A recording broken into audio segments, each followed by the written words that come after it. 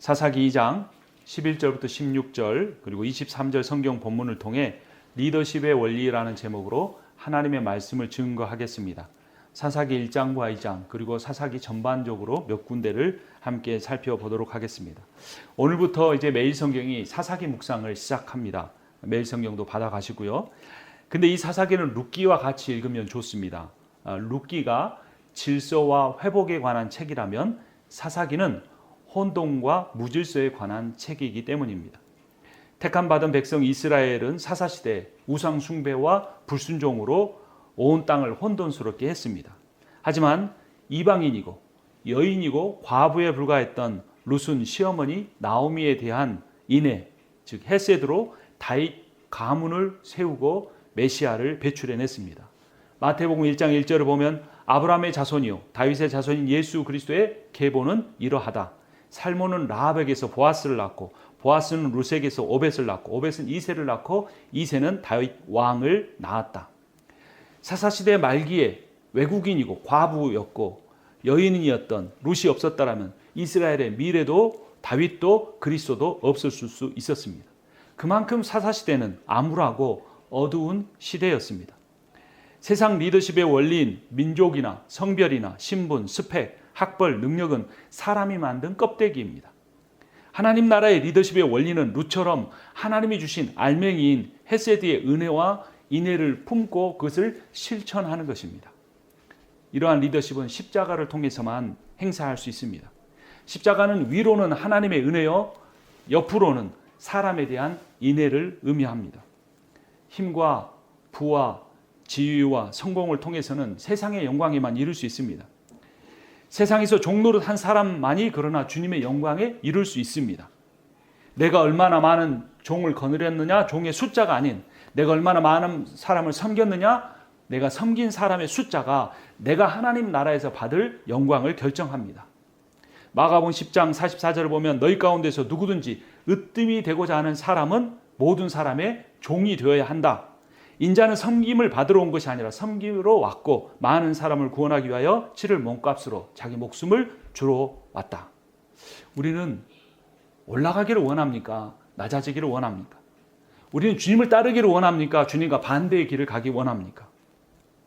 사사기는 이 민족을 구원한 영웅들의 무용담이 절대 아닙니다. 위대한 하나님께서 아주 연약한 사람들을 부르시고 사용하셔서 이스라엘을 구원하시는 은혜의 이야기입니다. 하나님의 은혜가 그래서 리더십의 원리입니다. 사사들을 한번 살펴볼까요? 그들은 사회적인 약자였고 소외당한 사람들이었고 스펙이라고는 조금도 없는 사람들이었고 자존감이 와르르 무너진 사람들이었고 장애인 취급받던 사람들이었고 죄에 쉽게 무너지던 사람들이었습니다. 이렇게 형편없는 죄인들이 하나님의 은혜로 이스라엘을 주변 나라들로부터 구원하는 위대한 지도자 사사로 쓰임을 받았습니다. 한번 찾아보죠. 사사기 3장 15절입니다. 사사기 3장 15절 함께 읽습니다. 이스라엘 자손이 주님께 울부짖으니 주님께서 그들에게 한 구원자를 세우셨는데 그가 베냐민 지파 게라의 아들인 왼손잡이 에웃이다. 이스라엘 자손은 에웃을 시켜 모압 왕 에글론에게 조공을 보냈다. 이 에웃은 왼손잡이인데요. 지금도 그런 편견이 있지만 당시에 왼손을 쓰는 사람은 장애인 취급을 받았습니다. 절대 리더가 될 수가 없었습니다. 그러나 하나님은 그러한 에웃을 쓰셨습니다. 같은 3장의 31절 말씀 같이 읽습니다. 에훗 다음에는 아낫의 아들 삼갈이 사사가 되었다. 그는 소를 모는 막대기만으로 블레셋 사람 600명을 쳐 죽여 이스라엘을 구하였다. 삼갈은 절대 이스라엘의 리더가 될 수 없었습니다. 양도 아니고 소나 치던 그러한 사람이 소치던 막대기를 가지고 하나님 앞에 쓰임을 받았습니다. 삼갈은 신분의 차이를 극복한 리더였습니다. 4장 4절 말씀 같이 읽습니다. 그때 이스라엘의 사사는 랍비돗의 아내인 예언자 드보라였다. 드보라는 성차별을 극복한 리더였습니다. 그는 시스라의 병거 부대를 무찌르는 위대한 이스라엘의 구원자가 되었습니다. 6장으로 한번 가보죠. 6장 15절 말씀입니다. 아주 작은 지파 출신 겁쟁이 기드온에 관한 이야기가 이렇게 나옵니다. 15절 같이 봅니다. 기드온이 주님께 아뢰었다. 감히 여쭙습니다만 내가 어떻게 이스라엘을 구할 수 있습니까? 보시는 바와 같이 나의 가문은 므낫세 지파 가운데서도 가장 약하고 또 나는 아버지 집에서도 가장 어린 사람입니다.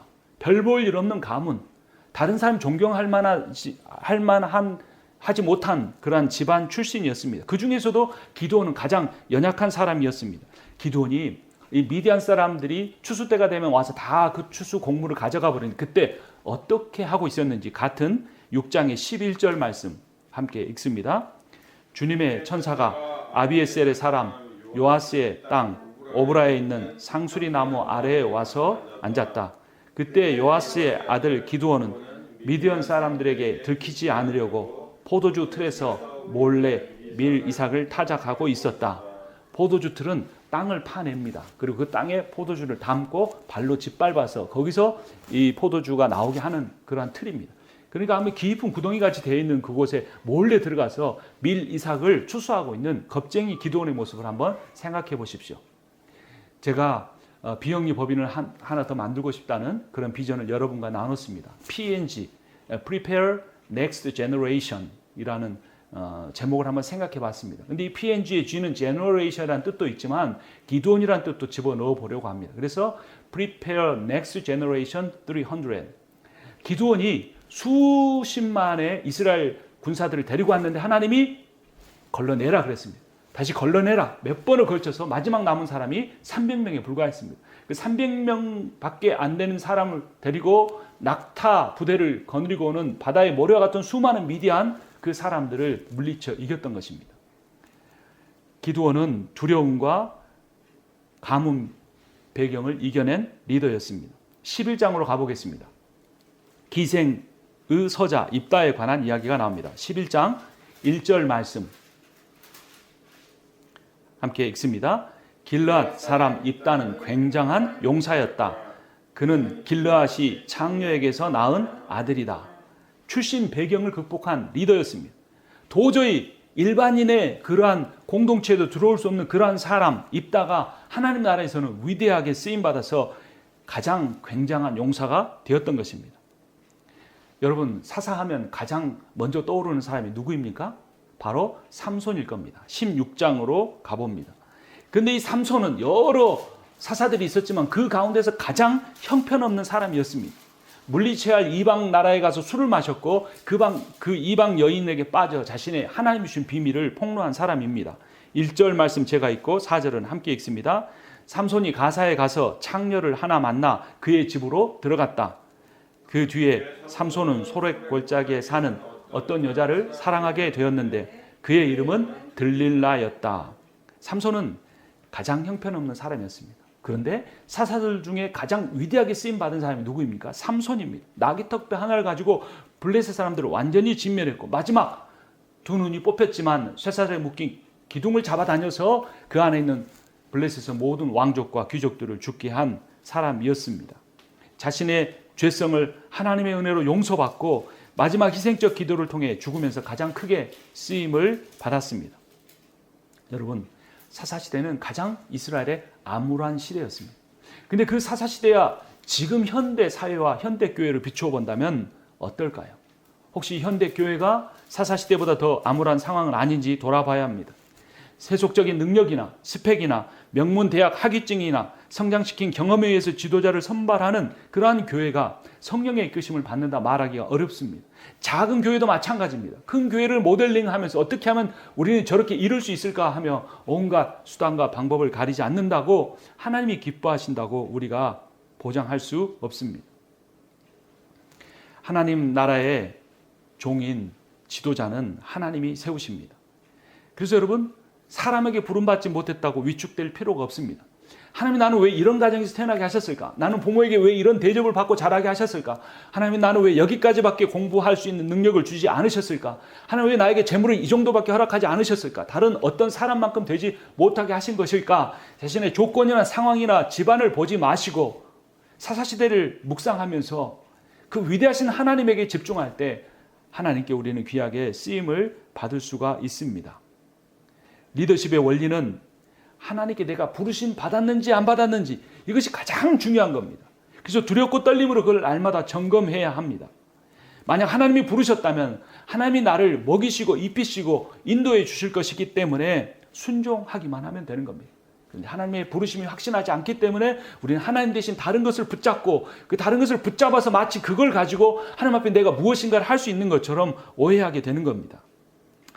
사사기를 통해 우리는 분명하게 깨달아야 합니다. 하나님은 강한 자가 아닌 연약한 자를 부르셨습니다. 하나님은 충만한 사람을 부르지 아니하시고 부족한 사람을 부르셨습니다. 그리고 그들에게 성령을 부어주셔서 사용하시고 하나님이 영광을 받으셨습니다. 자신의 연약함을 보지 말고 자신을 부르시는 하나님의 위대함을 보는 것이 믿음입니다. 요한복음 15장 16절 예수님께서 제자들에게 이렇게 말씀합니다. 너희가 나를 택한 것이 아니라 내가 너희를 택하여 세운 것이다. 그것은 너희가 가서 열매를 맺어 그 열매가 언제나 남아있게 하려는 것이다. 그래야 너희가 내 이름으로 아버지께 구하는 것은 무엇이든지 다 받게 하려는 것이다. 문제가 있는 공동체, 그것은 잘못이고 화목한 공동체는 좋은 것일까요? 화목한 공동체라고 주님이 계신다고 단정해서는 안 됩니다. 어찌 보면 그 공동체는 내가 건드리지 않아도 될 만큼 복음과 상관없는 곳이기 때문에 평안하게 사탄이 내버려 둘 수 있는 것입니다. 교회가 고난을 피해가는 것, 평안한 것, 자랑이 아닌 수치일 수 있고 복이 아닌 화가 될 수 있습니다.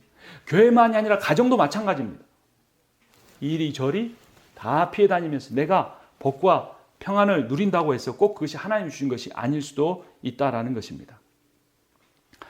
이스라엘이 사사시대에 수많은 이방 민족에게 수없이 고통을 당했던 이유가 딱 두 가지가 있었습니다. 첫 번째는 우상 숭배였고 또 한 가지는 하나님의 말씀을 청종하지 않은 겁니다. 귀로는 들었는데 마음으로 듣고 따르지 않은 것이 청종하지 않았다는 말의 의미입니다. 이로 인해 이스라엘은 사사시대 가나안 정복에 7번이나 실패하고 반대로 역정복을 당해 수많은 고통을 당하게 됩니다. 그 과정에서 이스라엘이 죄악을 행하면 하나님께서 그들을 심판하시고 심판을 당하면 괴로워서 하나님 앞에 회개하고 회개하면 하나님께 사사를 들어서 다시 회복시켜주는 죄악과 심판과 회개와 회복이라는 이 사이클이 사사기에서 계속 반복되고 있습니다. 그 내용이 바로 오늘 본문입니다. 사사기 2장으로 다시 돌아가 보겠습니다. 사사기 2장 11절부터 16절까지 말씀을 저와 여러분이 교독하겠습니다. 이스라엘 자손이 바알 신들을 섬기며 주님께서 보시기에 악한 행동을 일삼았으며 이집트 땅에서 그들을 이끌어내신 주 조상의 하나님을 저버리고 주의 백성들이 섬기는 다른 신들을 따르며 경배하며 주님을 진노하시게 하였다. 그들은 이렇게 주님을 저버리고 바알과 아스타롯을 섬겼다. 그러므로 주님께서 이스라엘 백성에게 크게 분노하셔서 그들을 약탈자의 손에 넘겨주셨으므로 약탈자들이 그들을 약탈하였다. 또 주님께서는 그들을 주의 원수들에게 팔아 넘기셨으므로 그들이 다시는 원수들을 당해낼 수 없었다. 그들이 싸우러 나갈 때마다 주님께서 그들에게 말씀하시고 맹세하신 대로 주님께서 손으로 그들을 쳐서 재앙을 내리셨으므로 그들은 무척 괴로웠다. 그 뒤에 주님께서는 사사들을 일으키셔서 그들을 약탈자의 손에서 구하여 주셨다. 이 죄악과 심판과 회개와 회복의 그 일들이 사사가 한 명이 일어설 때마다 계속 반복된 것입니다. 이러한 죄악의 사이클을 통해 깨닫는 것은 무엇입니까? 리더십의 원리는 인간이란 존재는 자기 스스로 구원할 수 없는 존재라는 걸 깨닫는 것입니다. 그리고 오직 하나님의 은혜로만 구원받을 수 있다는 것을 깨닫는 것입니다. 개혁교회는 바른 신앙의 고백의 터 위에 세워집니다. 베드로가 했던 것처럼 주는 그리스도시요 살아계신 하나님의 아들입니다 라고 고백하는 것입니다.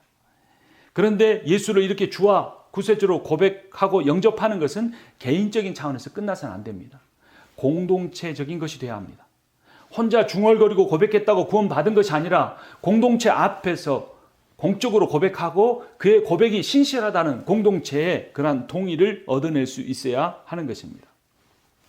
이렇게 하나님의 은혜로 구원받고 하나님의 은혜로 부르심을 받은 우리는 하나님 우리에게 주신 능력과 재능을 잘 개발하고 하나님을 위하여 사용할 책임이 있습니다. 그런데 그렇게 종교적인 영역 안으로 교회 안으로 들어왔다고 끝나는 것이 아닙니다. 그런 교회 안에서 일어난 일을 통하여서 자신을 높일 수 있는 그것은 야심입니다. 그럴 때 반드시 돈이 중심이 되고 일이 중심이 되고 숫자가 중심이 되고 건물이 중심이 됩니다. 이것이 중심이 된 교회는 아무리 종교적이고 교회적인 신앙적인 일을 해도 야심만 가득한 곳입니다. 그러나 그 일을 통하여 주님을 높이려고 하는 사람, 주님을 높이기에 헌신하는 사람에게는 인격이 중심이 됩니다. 다른 사람을 향한 긍휼이 중심이 되고 관계가 중심이 되는 그러한 교회 공동체가 이루어지게 되는 겁니다. 그래서 오늘 설교 제목이 리더십의 원리인데 리더십의 원리는 인격입니다. 그리고 그 하나님이 주신 예수를 담는 인격을 통해 다른 사람에게 영향력을 미치는 것이 리더십입니다. 디모데전서 3장은 이렇게 말합니다. 어떤 사람이 감독의 직분을 맡고 싶어하면 그는 훌륭한 일을 바란다고 하겠습니다. 그러므로 감독은 책망할 것이 없으며 한 아내의 남편이며 절제하며 신중하며 단정하며 나그네를 대접하며 가르치기를 잘하며 술을 즐기지 아니하며 난폭하지 아니하고 너그러우며 다투지 아니하며 돈을 사랑하지 아니하며 감독은 또한 교회 밖의 사람들에게도 좋은 평판을 받는 사람이라야 합니다. 그래야 그가 비방을 받지 않으며 악마의 올무에 걸리지 않을 것입니다. 하나님은 준비된 사람을 찾으시고 부르시고 사용하십니다. 근데 그 준비가 뭘까요? 그 준비는 절대 지식이 아닙니다. 재산이 아닙니다. 바로 겸손과 순종입니다. 리더십의 원리는 사람에 의해서 결정되는 것이 아니고 투표로 결정되는 것도 아니고 회의로 결정되는 것도 아니고 하나님이 세우십니다. 그러므로 환경을 탓하지 말고 자신을 제한하지도 마십시오. 반대로 서두르지도 말고 기다리면서 놀지 않고 계속해서 내가 하나님 앞에 쓰임받기 위해 준비를 해야 합니다. 사사기를 통해 우리가 교훈받는 리더십의 원리는 내 삶에서 날마다 우상을 버리는 눈물의 회개 기도가 있어야 한다는 겁니다. 인간의 마음은 우상 공장입니다. 자동화된 공장입니다. 가만히 있으면 계속해서 우상을 만들어냅니다. 우리가 날마다 회개하지 않으면 나는 아침에 눈물을 흘리며 회개했다가도 밤중에는 우상에 사로잡힌 사람이 되고 맙니다. 그래서 주님의 은혜를 얻기 위한 영적인 독서를 성경 말씀과 세상의 좋은 경건서적을 읽음으로써 준비해야 합니다. 이것이 나의 삶에 나의 가족에게는 유익해도 주님을 위해서 해가 된다면 그것을 버릴 줄 아는 사람이 하나님 나라의 리더로 쓰임을 받을 수 있습니다. 인간은 아무리 많이 배워도 아무리 많은 지식을 쌓아도 아무리 많은 훈련을 했어도 아무리 그가 노력을 해도 자신의 힘으로 자신의 죄악된 본성으로부터 절대 벗어날 수가 없습니다. 그래서 사람이 할 수 없는 거 두 가지가 있는데 하나는 자신을 변화시키지 못하는 거고 또 하나는 내 주변에 있는 사람을 변화시키지 못하는 겁니다. 그래서 변화되지 않는 나 때문에 절망하고 변화되지 않는 가족이나 지인들 때문에 절망하는 것이 우리의 인생입니다. 근데 왜 하나님이 이 두 가지를 다 할 수 없게 하셨을까요? 그것은 바로 우리로 하여금 우리가 연약한 죄인임을 깨닫고 하나님 앞에 무릎 꿇으라라는 겁니다. 그것이 우리에게 기도가 필요한 단 하나의 이유인 것입니다. 인생은 우리가 지은 죄의 결과인 심판을 무료하게 기다리는 시간입니다. 그래서 사람들은 권태를 느낀다고 합니다. 삶이 무료한 겁니다. 그래서 끊임없이 쉬지 않고 계속 무언가를 해야 되는 거죠. 그렇지 않으면 권태에 빠집니다. 왜냐하면 자신의 운명이 하나님의 심판으로 인하 영원히 멸망할 것을 알고 있기 때문입니다. 그리고 그 심판으로부터 절대로 벗어날 수 없기 때문에 인간은 날마다 절망하게 됩니다. 그래서 그 절망을 느끼지 않으려고 뭔가 세속적인 것에 희망을 걸고 거기서 목숨을 걸어보려고 하는 겁니다. 자녀를 잘 교육하면 뭔가가 달라지겠지. 내 비즈니스가 성공하면, 내가 직장에서 승진하면 뭔가가 달라지겠지. 우리 교회가 100명이 되고 1000명이 되면 달라지겠지라고 하면서 세속적 희망을 교회 안으로 이끌고 들어오는 것입니다. 그러나 우리는 하나님 앞에 무릎을 꿇어야 합니다. 사사기를 묵상하는 내내 왜 이렇게 이스라엘이 어리석을까? 금방 이방 민족에 의해서 하나님의 심판을 받고 회개했는데 왜 다시 우상으로 돌아갈까 보면서 우리는 이렇게 기도할 수밖에 없습니다. 오 주님, 저를 불쌍히 여겨주시고 제 주변에 있는 저들을 불쌍히 여겨주시옵소서. 우리는 이러한 기도를 통해 내가 먼저 변화되고 변화된 내 인격을 통해 다른 사람을 불러 그 사람들에게 선한 영향력을 미쳐 주님을 따르게 해야 합니다. 마태복음 4장 19절에서 예수께서 제자들에게 말씀하십니다. 나를 따라오너라.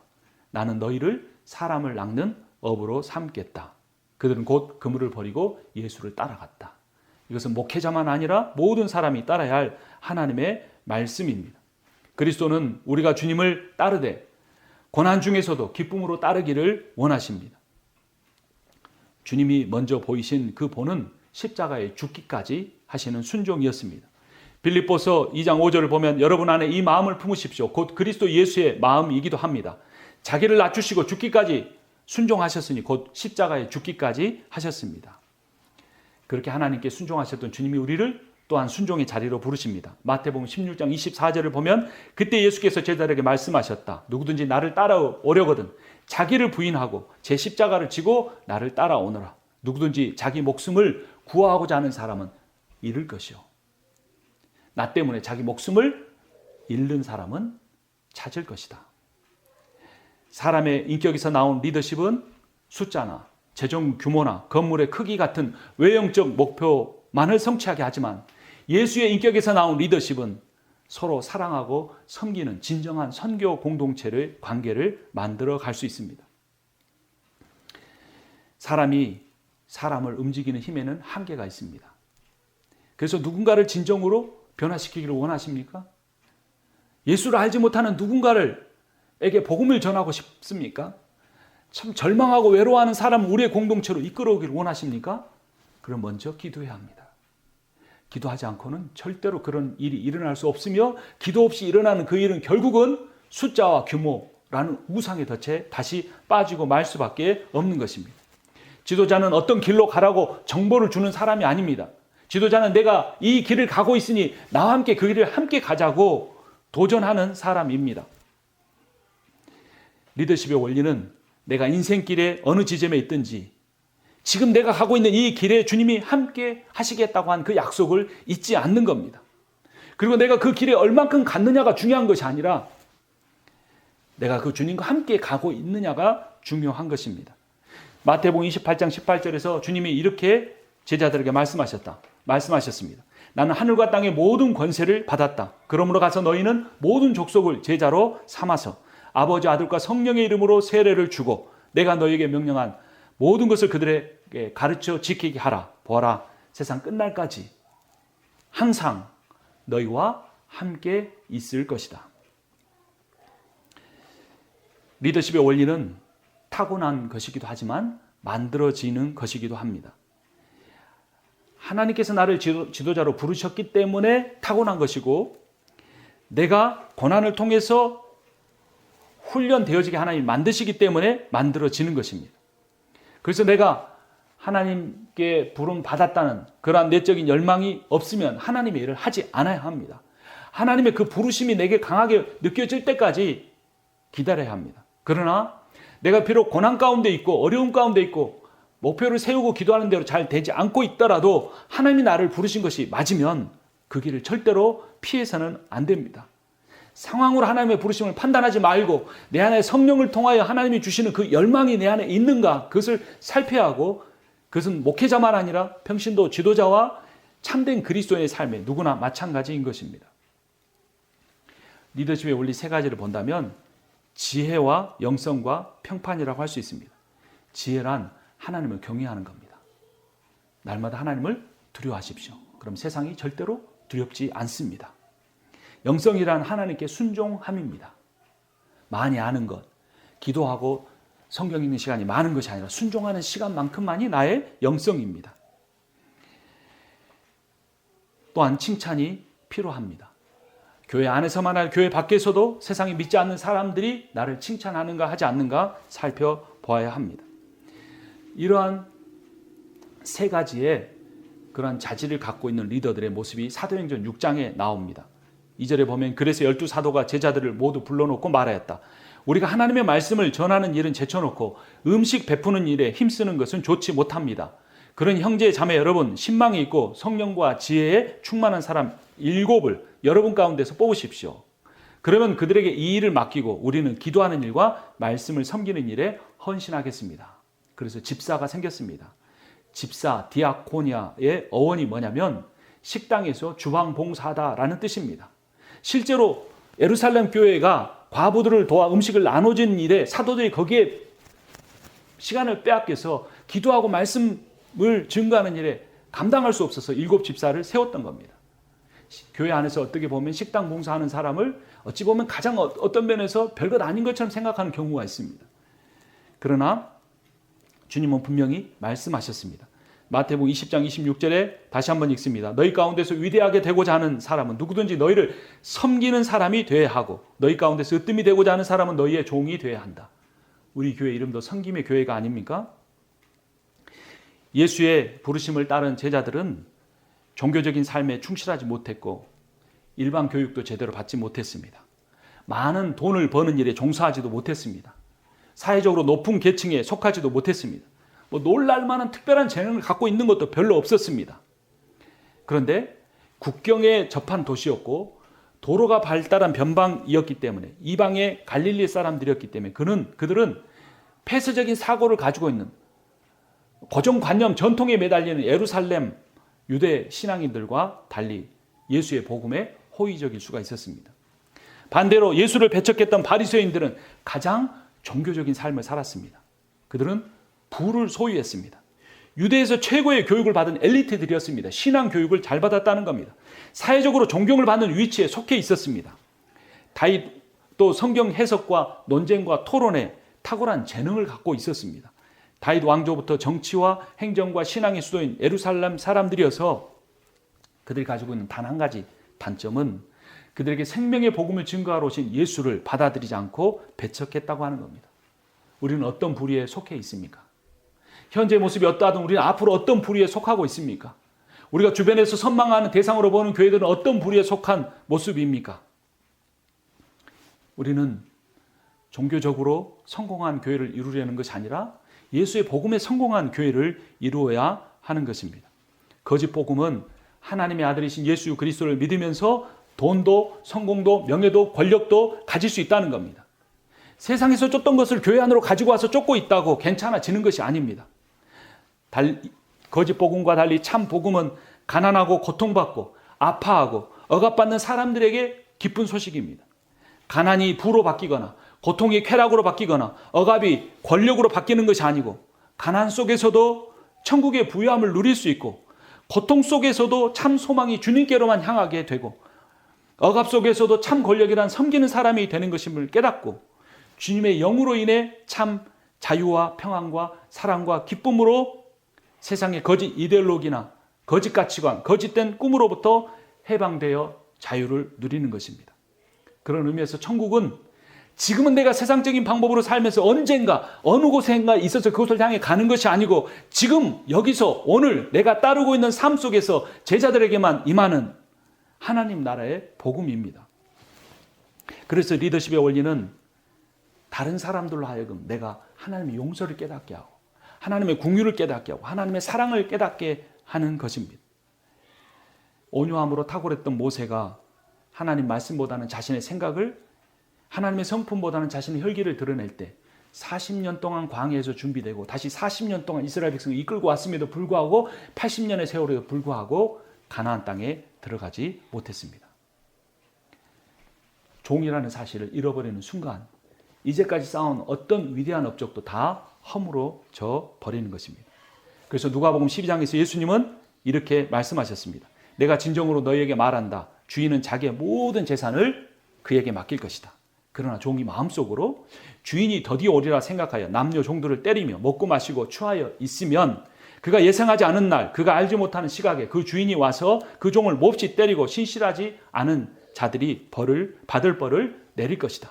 주인의 뜻을 알고도 준비하지 않고 그 뜻대로 행하지도 않은 종은 많이 맞을 것이다. 그러나 알지 못하고 매맞을 일을 한 종은 적게 맞을 것이다. 많이 받은 사람에게는 많은 것을 요구하고 많이 맡긴 자에게는 많은 것을 요구한다라고 주님은 말씀하셨습니다. 주인의 뜻대로 행하는 사람, 이런 사람은 온유하다라고 말합니다. 그래서 리더십의 원리의 가장 큰 것은 온유함입니다. 모세는 구약에서 가장 온유한 사람이었고 예수는 신약 시대의 가장 온유한 사람이었습니다. 이 온유하다라는 히브리어 단어 아나부인데 이 아나부는 네라고 하는 대답, 아나에서 나온 것입니다. 그래서 온유란 뭐냐면 그냥 가만히 있는 것, 아무것도 하지 않는 것이 아니라 주인이 부르면 네 하고 달려가고 주인이 시키면 네 하겠습니다 하는 것이 진정한 온유라는 겁니다. 이런 사실을 깨달은 베드로가 베드로전서 5장 5절에서 이렇게 말합니다. 젊은이 여러분, 이와 같이 여러분도 나이가 많은 이들에게 복종하십시오. 모두가 서로서로 겸손의 옷을 입으십시오. 하나님께서는 교만한 자를 물리치시고 겸손한 사람에게 은혜를 베푸십니다. 지도자가 겸손으로 옷 입어야 한다. 이 베드로의 말은 노예가 주인을 섬길 때 하얀 앞치마를 입는다, 이런 의미입니다. 말로 섬기는 것이 제일 쉽고 돈으로 섬기는 것은 조금 어렵습니다. 근데 제일 어려운 게 뭐냐면 몸으로 섬기는 겁니다. 자기의 시간은 인생의 우리의 생명인데 그 생명의 일부인 시간을 내어서 몸으로 섬기는 것, 이것이 예수께서 하신 것입니다. 베드로가 베드로후서 5장 5절에 이 말을 할 때 어떤 장면을 떠올렸겠습니까? 베드로는 수건을 허리에 두르시고 종처럼 자신의 발을 무릎 꿇고 씻어주시던 예수의 겸손을 기억했을 겁니다. 그래서 리더십의 원리는 내가 종이 돼 내 몸으로 시간을 내서 직접 땀 흘려서 섬기는 것만이 진정한 섬김입니다. 제자라는 게 디사이플인데 훈련은 디시플린입니다. 이 두 단어가 한 어원인 것은 리더십의 원리가 하나님의 말씀으로 훈련을 받아 전적으로 순종하는 사람이 된다라는 것입니다. 그래서 우리는 매일 말씀을 읽고 그 말씀 붙잡고 기도하고 경건서적을 읽고 독서하고 그 내용대로 순종하며 살아야 하는 것입니다. 이러한 과정에 두려움이 생깁니다. 여러분, 그 두려움을 이기는 것은 용기인데 용기란 무엇일까요? 용기란 어떤 두려움도 갖지 않는 것이 아닙니다. 두려움이 있음에도 불구하고 주님을 신뢰하기 때문에 결단하고 시작하여 포기하지 않음이 진정한 용기입니다. 반대로 내가 할 수 있다라고 생각하는 건 용기가 아니고 만용입니다. 나는 할 수 없지만 주님이 하시기 때문에 내가 순종하겠습니다라고 하는 것이 진정한 용기입니다. 여러분, 도끼를 잘 다루는 나무꾼이 있습니다. 그런데 이 엄청난 사역을 감당하는 것은 도끼가 아니고 그 도끼를 쥐고 있는 나무꾼입니다. 마찬가지로 하나님께서 우리에게 맡겨주시는 그 사역을 감당하는 것은 우리가 아니라 우리를 붙잡고 있는 하나님이십니다. 그래서 도끼가 할 일은 나무꾼에게 붙잡히는 것뿐입니다. 그리스도인이 하나님께 쓰임받는 길은 하나님 나를 붙잡고 써주시오라고 우리 하나님 손에 붙잡히는 것뿐입니다. 우리가 이런 하나님이 기뻐하시는 교회 공동체를 이루어가기 위해서 필요한 것, 그 리더십의 마지막 원리는 우정입니다. 하나님의 아들이신 예수 그리스도가 이 땅에 오셔서 제자들을 향하여 나는 너희의 친구다라고 말씀하셨습니다. 교회의 성별, 부유하거나 가난함, 사회적인 지위, 나이를 뛰어넘어 우리가 예수 그리스도로 말미암아 친구가 되어야 합니다. 잠언 17장 17절에 이렇게 말합니다. 사랑이 언제나 끊어지지 않는 것이 친구이고 고난을 함께 나누도록 태어난 것이 혈육이다. 잠언 27장 17절에 이렇게 말합니다.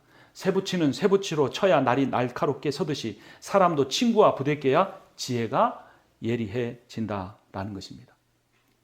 여러분, 우리는 1.5세와 2세를 특별히 하나님이 주신 기도 제목으로 붙잡고 이 교회를 세웠습니다. 그러려면 우리가 나이에 연연하지 않아야 합니다. 우리가 얼마나 공부했는가 공부하지 않았는가에 연연하지 않아야 합니다. 정말로 하나님이 우리를 친구로 대하시듯이 우리가 나의 삶에서 가장 중요한 것을 서로 나눌 수 있는, 내 마음을 나눌 수 있는 그러한 친구의 공동체를 이루어 가야 할 것입니다. 하나님이 주신 오늘 말씀을 따라 사사기를 계속 묵상해 가면서 하나님이 이렇게 부족한 사사들을 사용하시는데 하나님이 나도 사용해 주실 것을 믿고 도끼가 나무끈에 붙잡히는 것처럼 자신의 인생을 하나님께 붙잡혀 귀하게 쓰임받는 여러분과 제가 되기를 주님의 이름으로 축원합니다. 기도하겠습니다. 살아계신 하나님 아버지, 우리가 우리를 부르신 하나님을 신뢰하고 기도하면서 순종해 나아가기를 원합니다. 주님은 우리가 이제까지 태어나고 살아온 배경과 상관없이 우리를 쓰시겠다고 여러 사사의 모습을 통하여 가르쳐 주셨습니다. 그러므로 하나님, 우리를 날마다 붙잡고 놓아주지 않는 우상으로부터 우리가 자유를 얻게 해주시고 하나님 손에 붙잡혀 하나님 마음껏 사용하시는 그러한 진정한 하나님 나라와 교회의 리더가 되게 하여 주시옵소서. 예수님의 이름으로 기도합니다. 아멘.